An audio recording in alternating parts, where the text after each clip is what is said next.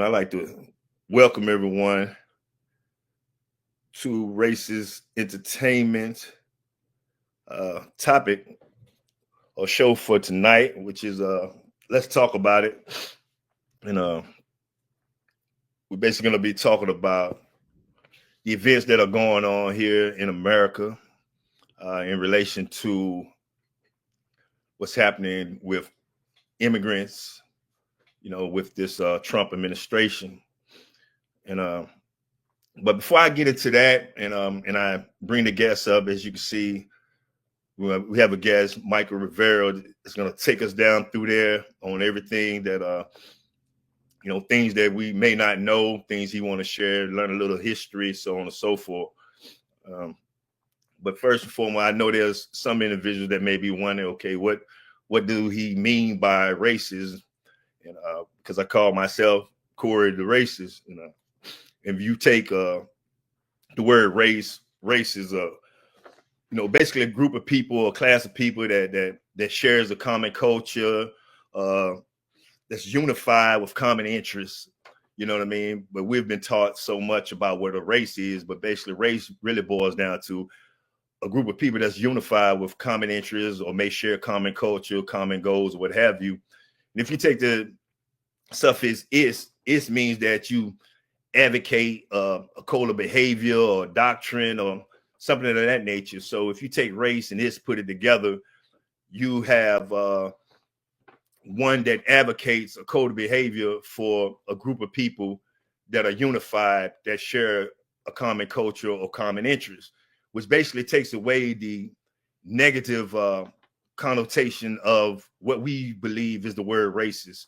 And there's a lot more that goes into the whole racist concept that I've been pushing since 1999 when I came up with this. And as you can see, I also have it as an acronym, each letter of the word racist. And the acronym is rearrange concepts, interpretations, stereotypes, and thinking. And basically that's what my goal is, to get people to look at things differently, because I know that ignorance is what is promoted in our society, and that's what is keeping us divided, because we don't know enough about one another. We have these different stereotypes, you know what I mean? And at the root of what is allowing people to do what they are doing is this division, is this lack of humanity, this lack of concern for another human being based off of you Mexican, you black, you white, you Chinese, this, that, and another. Now, I understand that there are laws, policies, things of this nature put in place, but I'm speaking from a human nature perspective. You know what I mean? I hear a lot. I see a lot. I don't see a lot of people that are empathetic to the plight of whether or not, I'm not saying breaking laws or whatever it's right. But I'm speaking from a human perspective when I see families torn apart, children, you know what I mean, being separated from their parents and all these type of things. So my goal is, with rearranging concepts, interpretation, stereotypes, and thinking, is to get people to be more humane, get people to be more empathetic, not necessarily always sympathetic, but empathetic. Put yourself in another person's shoes and see how you would feel, how you would think. But not only that, but to come up with solutions to these problems, because nevertheless, whatever affects these so-called group of people will affect me, whether directly or indirectly.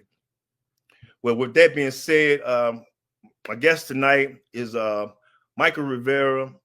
I was on Facebook and I saw that, he was very passionate about what is going on with what he would say his people. He's of Mexican or Hispanic heritage, and he was very passionate about it. So I reached out to him and I was like, man, look, I see you passionate about it. I am as well. I would like for you to be a guest, come up and you speak about it. So without further delay, I'm going to bring Michael up and I'm going to let him introduce himself. And we're basically going to go from there. I don't have a formal or a format, no questions to interview him or anything like that. So we'll go from there. I believe the link is pinned in the chat. And from there, other people will be allowed to come up, speak. All that I ask is that you maintain some sense of respect, decorum, protocol, whatever you want to call it. You know what I mean? Like, you don't have to be pro everything that he says or I say. You can be against it or whatever, but just it's all about the delivery. And I respect the delivery, and I'm pretty sure you will respect, how I respond if you deliver it the right way. So without further delay, I'm gonna bring Michael up and let him go from there. All right. Yeah, I appreciate this opportunity. Appreciate you reaching out to me, man. First, I kind of wanted to start out. I'm Mexican American. I was born here, right here. From Sherman, Texas. So I've lived here majority of my life. Lived a couple of other different places. Stayed in the West Coast for a little bit. But my roots are from here in Sherman. My great grandparents moved out here back in World War II era.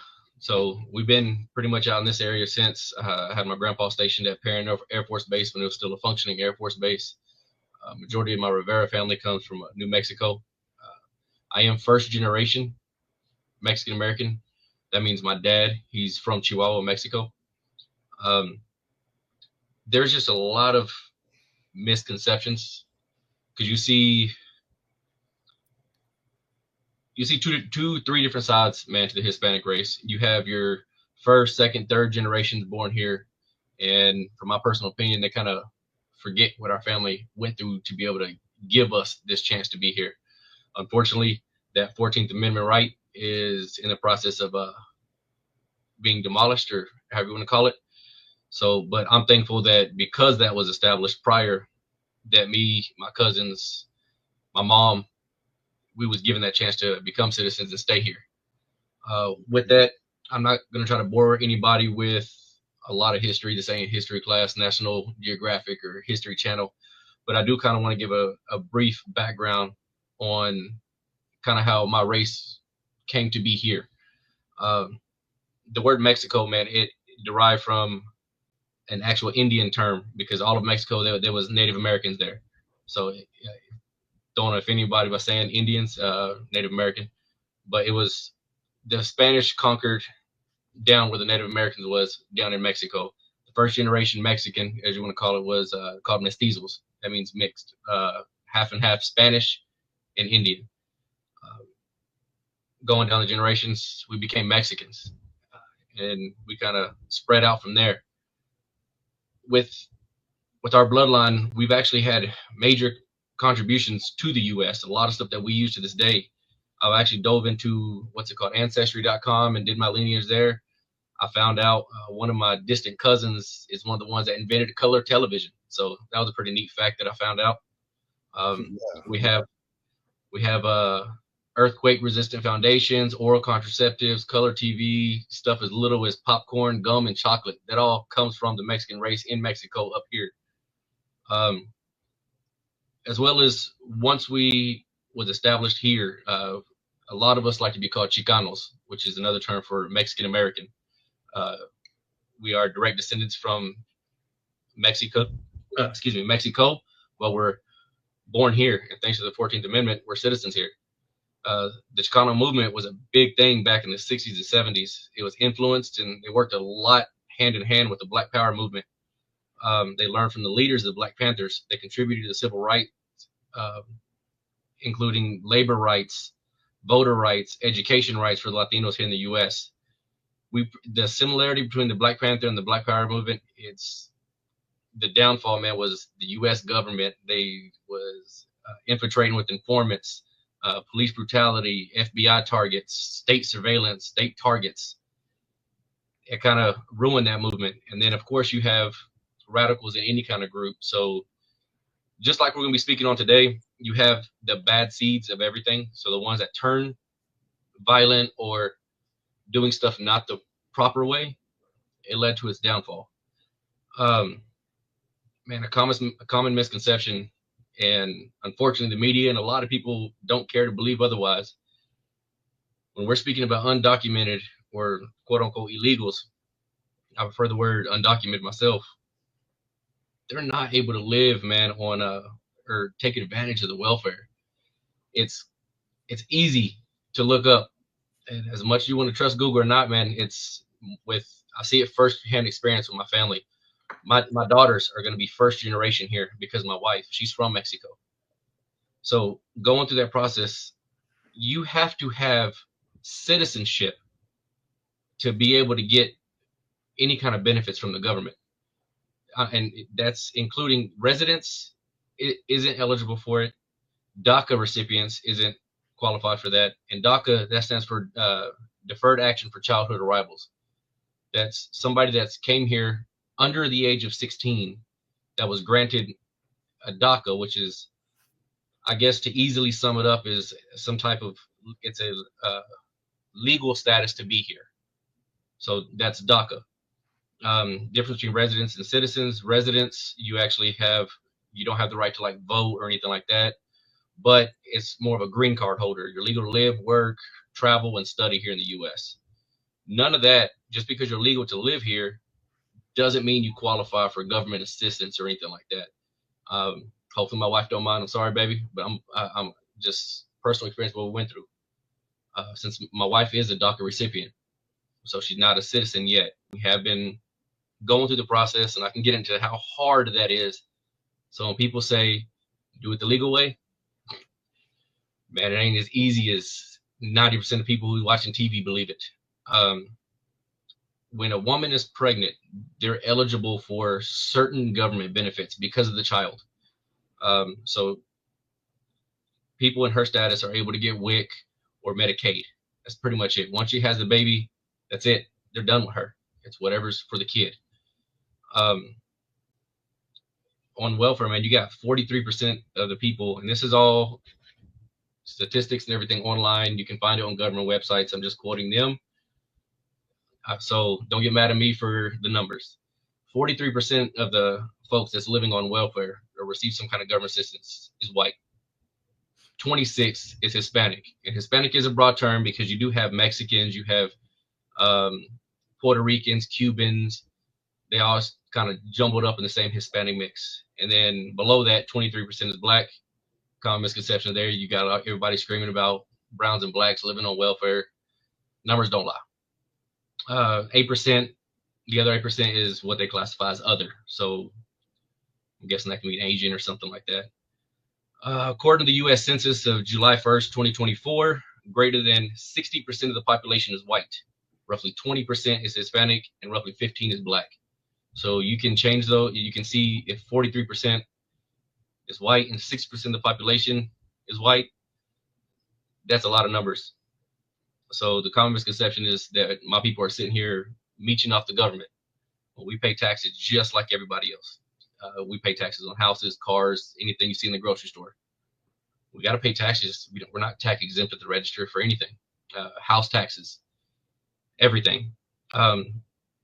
Undocumented people can file for income tax because since they do pay taxes out of their paychecks, especially the DACA residents and people with regular residencies, they are legal to work here, so they do get taxes taken out of their check.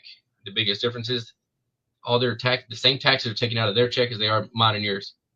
The only difference is they're paying into something they're never going to be able to get advantage of, and that includes Social Security, retirement. They're not eligible for that, but they're still paying into that. So the money's going somewhere. So with all this deportation and stopping of the proper way to get here, let's see here. DACA was actually something that was instated by Obama back in 2012. And what he said was anybody here prior to, I think it was like 2010, because you couldn't get here after he instated it in 2012, gave a two-year gap. Anybody there beforehand, under the ages, you had to be in the U.S. under the age of 16, and you must be in school and no criminal charges. You was able to receive DACA. So they're deporting a lot of people. When they say they're going after criminals, a lot of people say, well, they're here illegally. They're a criminal. That's the only crime that they've committed. They're trying to live the right way.